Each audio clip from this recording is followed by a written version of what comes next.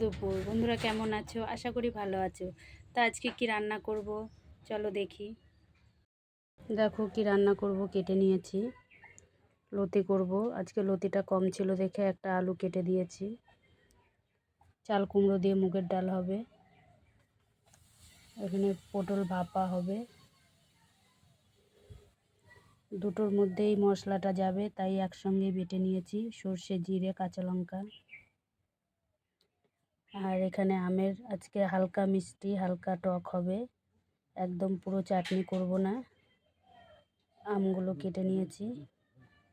তা চলো এবার রান্নাটা সেরে নিই। দেখো আমার রান্না কমপ্লিট হয়ে গেছে। এখানে ভাত, মুগের ডাল, চাল কুমড়ো দিয়ে, পটল ভাপা,